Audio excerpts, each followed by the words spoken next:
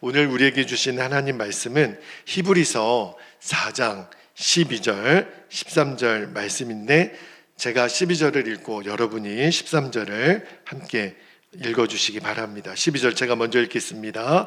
하나님의 말씀은 살아있고 활력이 있어 좌우에 날선 어떤 검보다도 예리하여 혼과 영과 및 관절과 골수를 찔러 쪼개기까지 하며 또 마음의 생각과 뜻을 판단하나니 지으신 것이 하나도 그 앞에 나타나지 나타나지 않음이 없고 우리의 결산을 받으시기에 눈앞에 만물이 벌거벗은 것 같이 드러나느니라. 아멘. 하나님 말씀입니다. 모두 자리에 앉겠습니다. 오늘 제 마음에 너무 감사한 것은 어제 저희 교회에서 우리 마을 잔치가 있었는데 어제도 오셨고 또 오늘 하나님이 또 함께 예배할 수 있는 마음을 주셔서 오늘 제가 보니까 한 8분, 9분 정도 10명이 오셨네요. 10명 우리 어르신들이 오셔서 함께 예배할 수 있어서 너무 감사한데 우리 또 오늘 거름하신 우리 귀한 우리 어르신들을 위해서 우리 환영과 감사의 박수 한번 드릴까요? 네. 감사합니다. 제 마음에 참 기쁨이 있는 것은 오늘 함께한 우리 여러분들이 어떤 마음으로 오늘 예배에 오셨더라도 하나님이 그 걸음을 인도하지 않으시면 올 수가 없거든요. 근데 그 걸음이 오늘만 잊지 않고 천국 가는 그날까지 계속 이어지기를 축복합니다. 정말 저에게 있어서는 저희 아버지, 어머니 같은 분들이신데 그 영혼이 얼마나 귀한지를 알기 때문에 계속해서 하나님 앞에 예배하고 우리가 다 함께 천국문에 다 함께 들어가는 그때 우리 사랑하는 청년들 또 만나게 될 거예요. 그래서 오늘 그 걸음이 계속 이어지실 수 있기를 축복합니다. 오늘은 우리가 예수님과 동행하는 삶에 있어서 하나님의 말씀이 얼마나 중요한 기준이 되는지 그 말씀을 좀 나눌게요. 여러분, 저도 그랬지만 우리가 예수님을 계속 바라보는 삶을 살게 되면 하나님 말씀을 읽을 때 그냥 읽어지지가 않아요. 아마 여러분이 성경 말씀을 얼마나 많이 읽어보셨는지는 모르겠지만 말씀을 읽다 보면 좀 어려울 수도 있거든요. 그런데 내가 예수님을 계속 바라보면 말씀의 깊이가 더 깊어져요. 그리고 말씀을 묵상하면 예수님을 바라보는 눈이 더 분명하게 뜨입니다.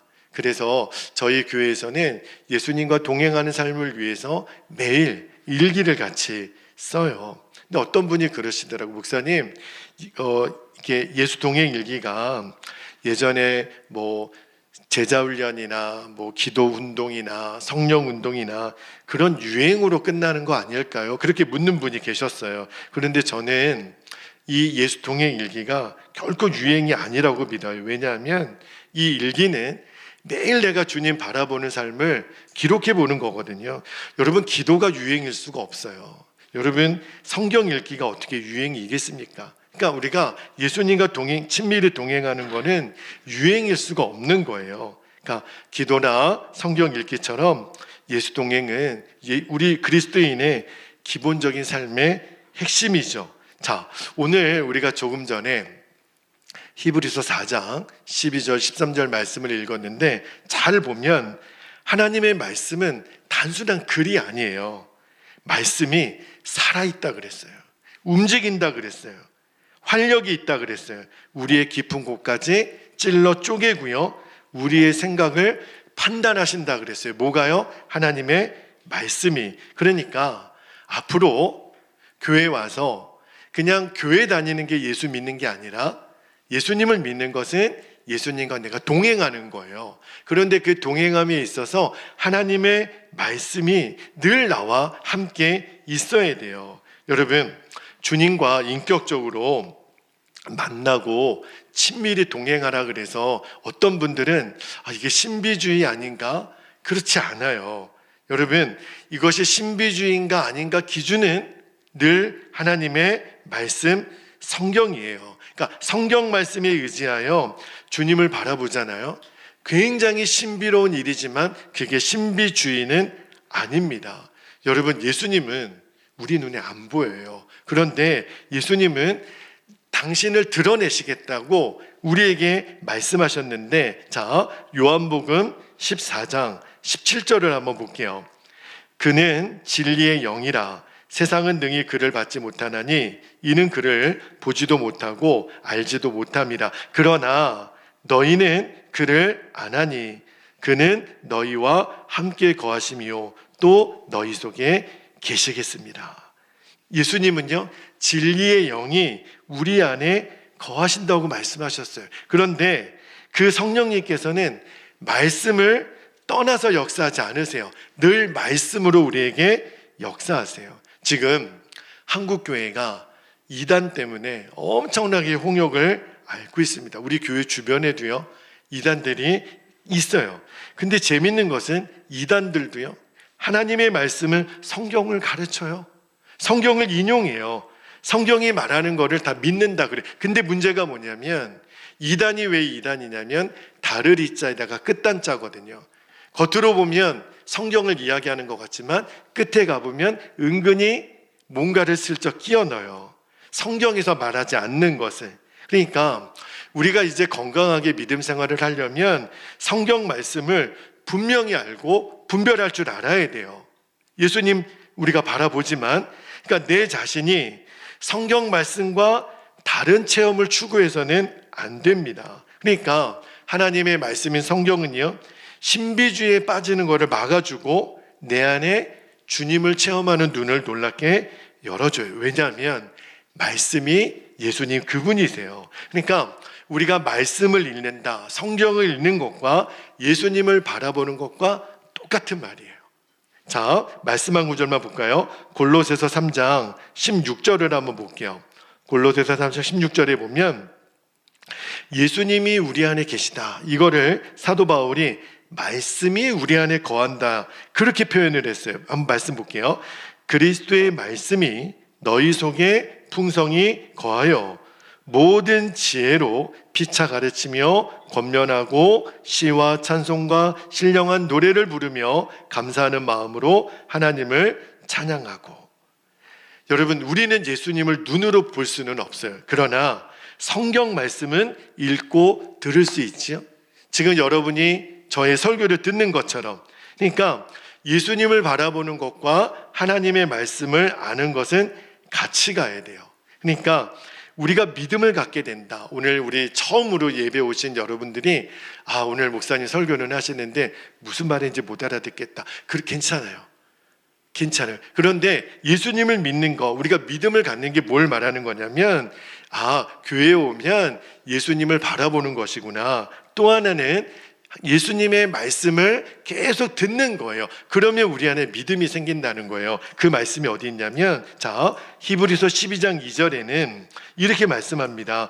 믿음의 주요 또 온전하게 하시는 이인 예수를 바라보자. 그러니까 이제 앞으로 교회를 다니시는 거는 내가 예수님을 계속 바라보는 거예요. 또 하나 믿음의 생활은, 자, 로마서 10장 17절을 볼게요. 그러므로 믿음은 들음에서 나며 들음은 그리스도의 말씀으로 말미암았느니라. 여러분이 아마 교회에 오셔서 저의 이제 설교를 들을 때 어떤 때는 목사님 말씀이 좀 어렵다, 제가 할 수 있으면 쉽게 여러분에게 말씀을 드리려고 하지만 어렵게 느껴질 수도 있어요. 그러나 말씀을 꾸준히 들어보세요. 그리고 저희 교회 모든 예배는 유튜브로도 다시 보실 수 있거든요. 잘 몰라도 계속 들어보세요. 듣다 보면 믿음이 생겨요. 왜냐하면 저의 말이 아니기 때문에 하나님의 말씀을 계속 듣다 보면 내 안에 믿음의 크기가 점점 커져요. 예수님이 내 안에 계시다라는 게 믿어져요. 그리고 내 삶이 하나님 나라를 향해 걸어가는 것이 분명히 알게 돼요. 그런데 여기서 중요한 것은 말씀을 듣는 것으로만 그치지 않고 말씀을 순종하겠다고 결단이 필요해요.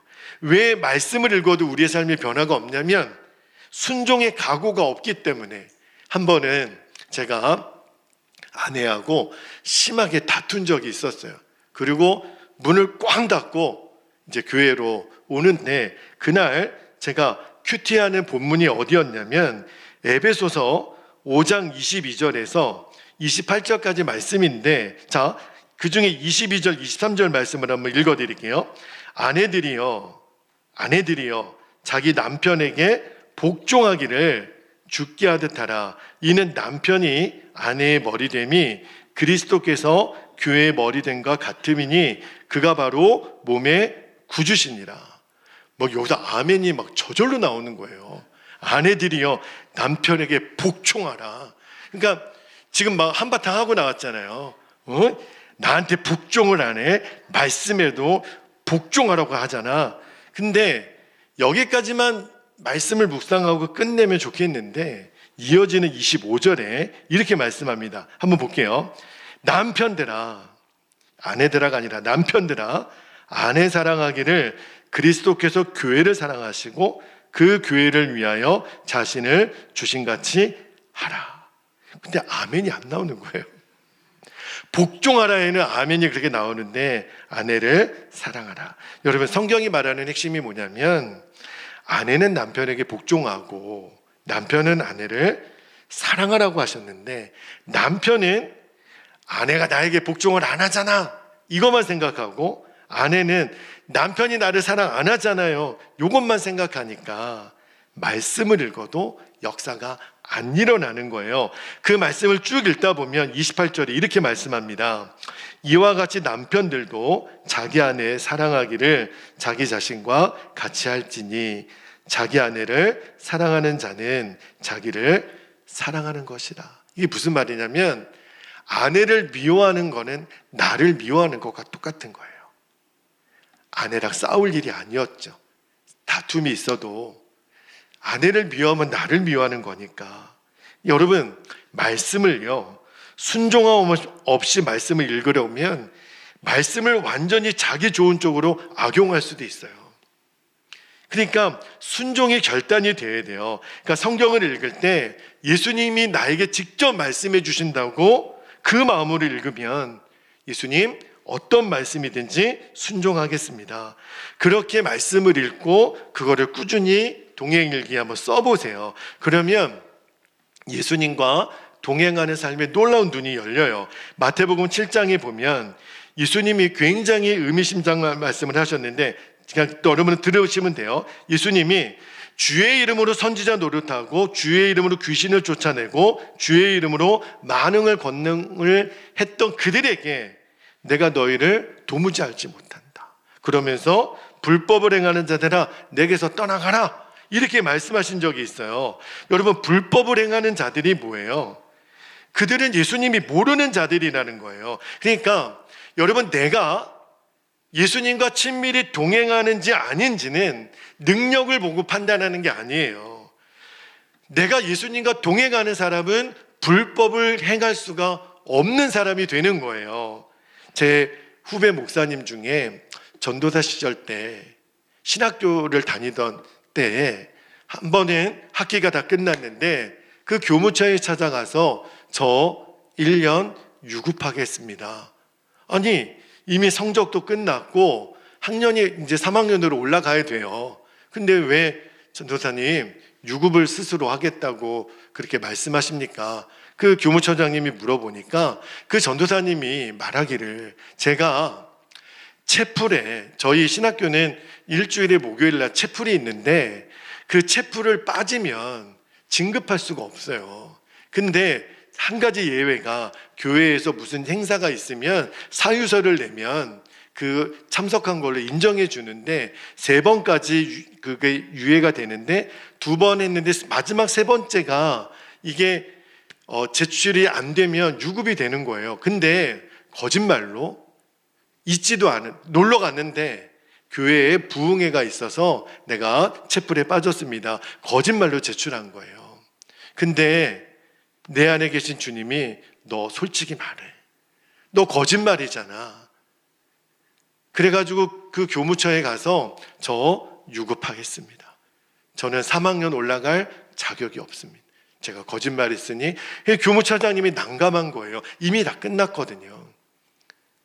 또 한 번은 제가 아는 그 후배 목사님 중에 저희 감리교 목사는 1년에 한 번씩 진급시험이 있어요. 그런데 이분도 그 연회 총무님 찾아와서 저 진급을 포기하겠다 그러는 거예요. 아니 목사님 왜 시험 다 잘 보셨잖아요. 근데 그 목사님이 저 죄송합니다. 제가 시험을 볼 때 컨닝을 했습니다. 제가 쪽지를 써서 컨닝을 해서 제가 합격을 했는데 이러고도 제가 목사 진급을 하는 것은 말이 안 됩니다. 저 1년 유급하겠습니다. 감리교에서는 1년 유급하면 그 피해가 굉장히 크거든요. 손해가 막심해요. 그런데 견딜 수가 없는 거예요. 너 목사가 컨닝해서 시험 합격하면 너 나중에 성도들에게 정직하게 살라고 어떻게 설교하겠느냐. 견딜 수가 없어서 그렇게 와서 자원해서 1년 유급을 했어요. 여러분, 불법을 행할 수가 없는 거예요. 내 안에 계신 성령님이. 그게 예수님과 동행하는 사람들의 증거예요. 그러니까 동행일기를 우리가 쓰는데 이거는 순종일기가 돼야 됩니다. 주님이 하라 그러면 하는 거고 하지 말라 그러면 하지 않는 거고. 그러니까 동행일기가 순종일기가 되면 우리의 삶이 바꿔져요.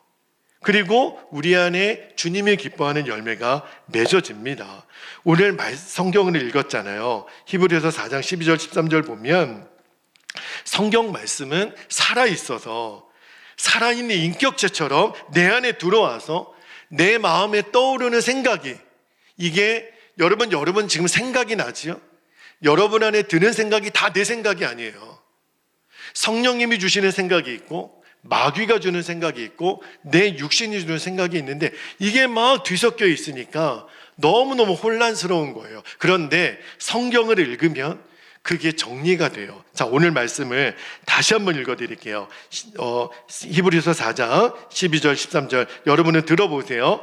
하나님의 말씀은 살아있고 활력이 있어 좌우의 날선 어떤 검보다도 예리하여 혼과 영과 및 관절과 골수를 찔러 쫑기기까지 하며 또 마음의 생각과 뜻을 판단하나니 지으신 것이 하나도 그 앞에 나타나지 않음이 없고 우리의 결산을 받을 이에 눈앞에 만물이 벌거벗은 것 같이 드러나느니라.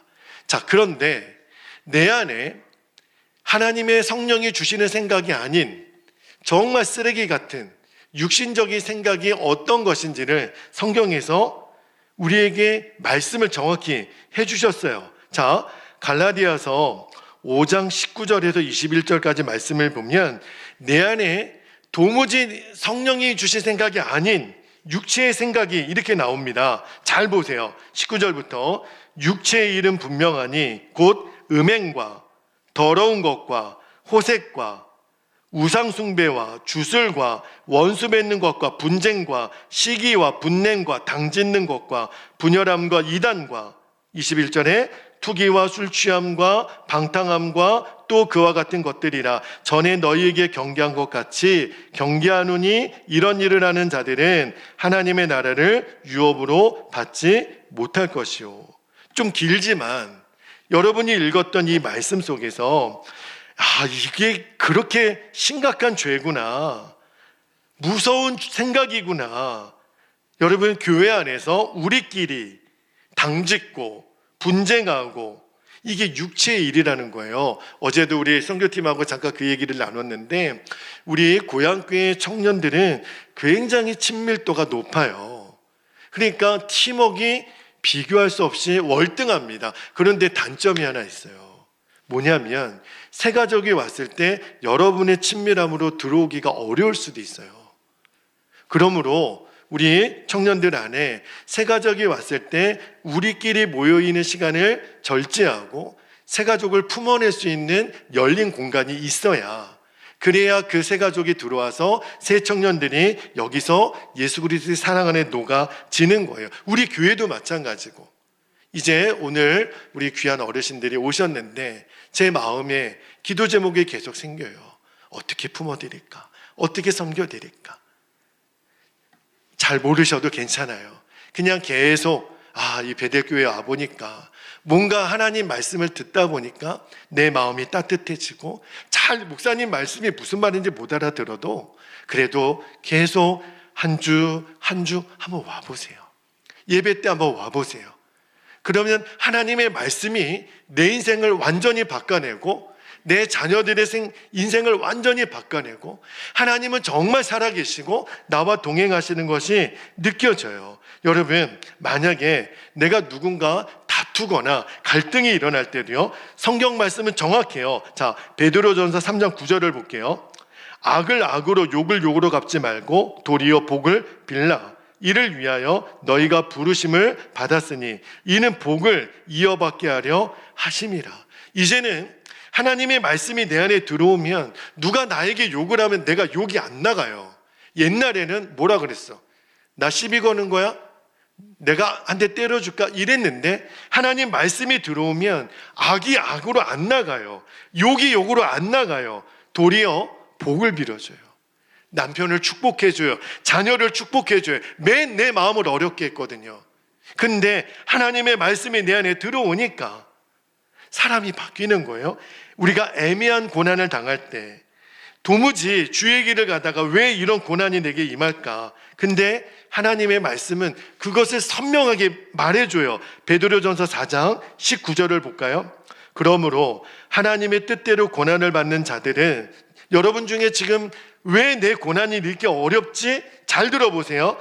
또한 선을 행하는 가운데 그 영혼을 미쁘신 창조주에 의탁할지어다. 맡기세요. 여러분의 남편을, 여러분의 자녀들을, 여러분의 부모님을 하나님께 의탁하는 거예요. 주님 인도해 주세요. 그러니까 왜 우리가 믿음 생활하다가 주님이 인도하심 체험을 잘 못하냐면 말씀을 통해서 주님을 바라보지 않으니까. 그래서 여러분이 말씀을 읽어야 돼요. 말씀을 묵상해야 돼요. 어느 장로님이, 교회 장로님이면 신앙생활을 오래 하셨잖아요. 목사님이 우리는 죄인입니다, 이게 이해가 안 되는 거예요. 장로님인데. 왜냐하면 이 장로님은 평생 교통신호 한 번 어긴 적이 없는 분이에요. 숙제 한 번 안 한 적이 없는 분이에요. 지각 한 번 한 적이 없는 분이에요. 근데 왜 내가 죄인이야? 장로님이 됐는데도. 그러니까 그게 너무 힘든 거예요. 목사님, 우리가 죄인이라는 설교 좀 하지 마세요. 근데 목사님이 안 할 수가 없죠. 우리가 죄인이니까. 근데 장로님이 인정이 안 돼서 너무 힘들어 하는데, 말씀을 묵상하다가, 자, 로마서 1장 28절에서 32절까지 조금 길지만 제가 빠른 속도로 읽어볼게요. 이 말씀을 읽다가 장로님이 뒤집어진 거예요. 자, 로마서 1장 28절부터 또한 그들이 마음이 하나님 두기를 싫어하며 하나님께서 그들을 그 상실한 마음대로 내버려 두사 합당하지 못한 일을 하게 하셨으니, 잘 보세요.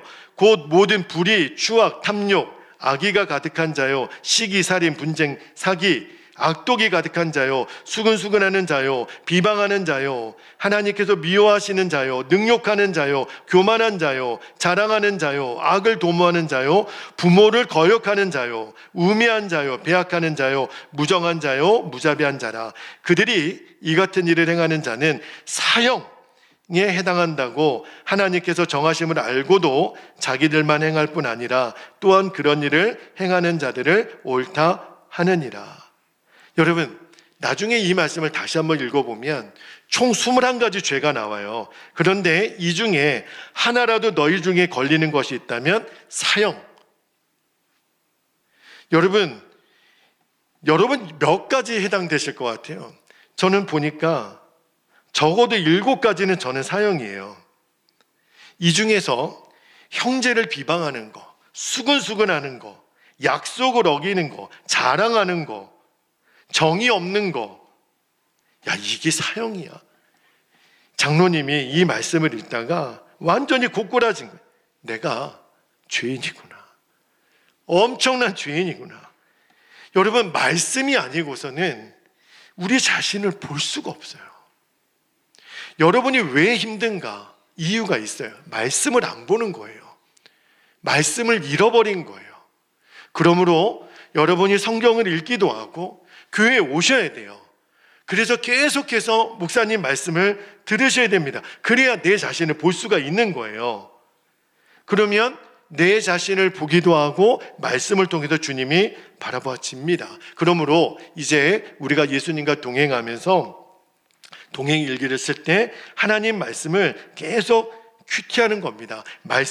큐티는요, 기본적으로 말씀을 읽고 내 삶 속에 그 주님의 음성을 적용하는 건데, 예수 동행 일기는 뭐가 조금 다르냐면 우리가 아침에 눈을 뜨고 밤에 잘 때까지 모든 시간 속에 주님을 바라보는 거예요. 그러니까 동행 일기가 조금 더 넓은 그 큰 집합이라고 한다면 그 안에 큐티가 들어가겠죠.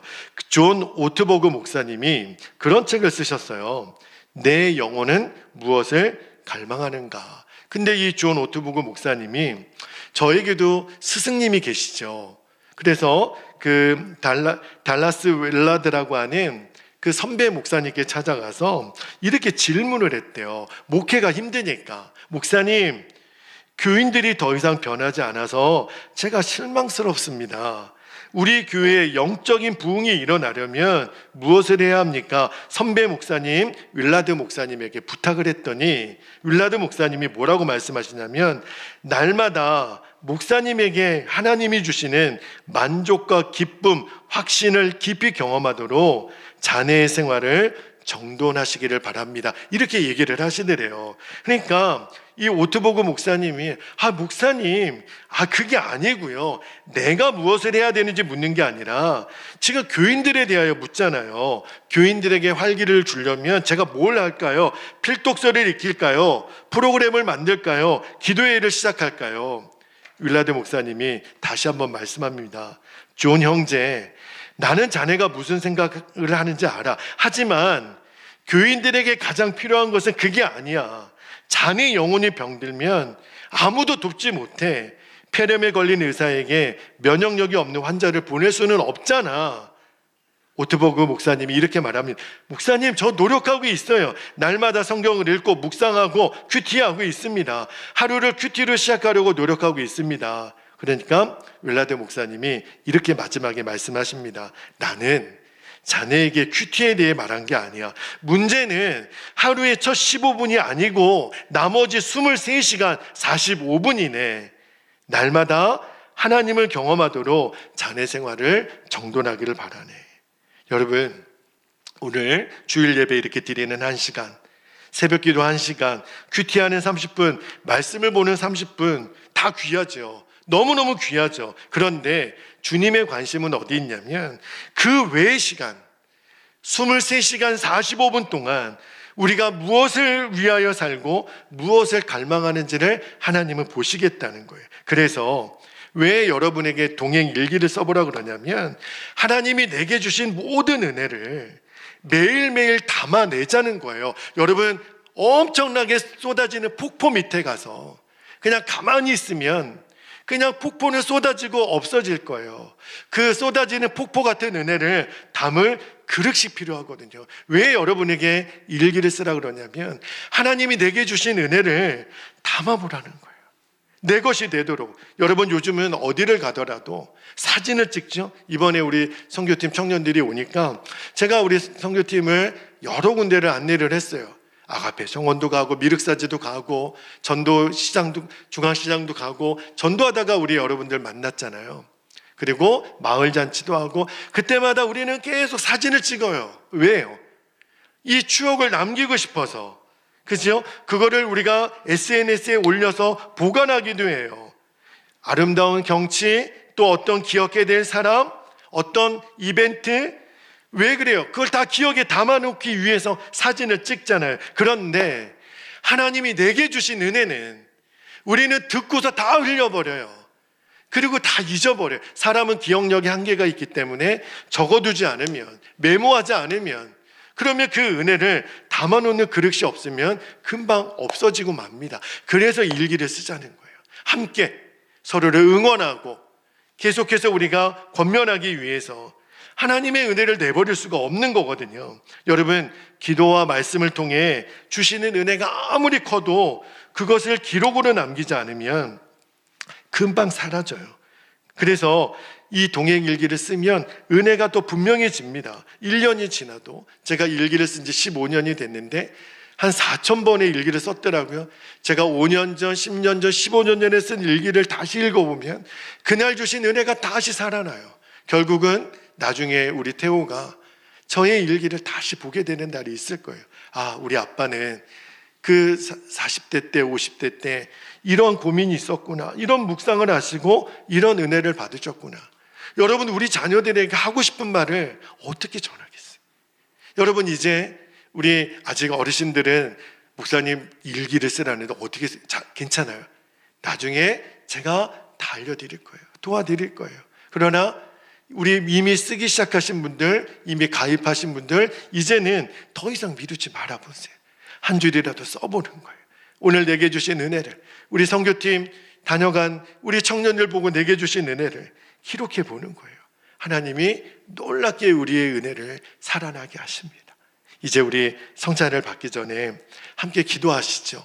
기도하실 때 제가 기도 제목을 여러분께 스크린으로 보여드리고 우리가 기도하기를 원하는데, 자, 첫 번째 기도 제목입니다. 하나님 말씀 앞에 날마다 정직하게 서보는 거예요. 제가 우리 어르신들은 나중에 성경책이 없으면 성경책을 제가 선물로 드리고 싶어요. 말씀이 읽으셔야 돼요. 말씀 앞에 서면 내 자신이 보이고 나와 함께 계시는 주님이 보여요. 하나님의 말씀이 내 생각과 동기를 찔러 드러낼 때 변명하지 말고 회피하지 말고 순종하게 하옵소서. 두 번째는요, 24시간 주님을 바라보는 동행의 삶을 이제 사는 거예요. 큐티 시간뿐 아니라 하루 전체 속에서 일주일 내내 예수님을 의식하고 순종을 기록하는 이 동행 일기를 통해서 내 삶이 변하게 해주십시오. 예수님과 더 친밀히 동행하게 해주십시오. 우리 허락하신 기도 제목을 붙잡고 이 시간 주님의 이름을 간절히 부르고 통성으로 기도한 후에 성찬을 받겠습니다. 주여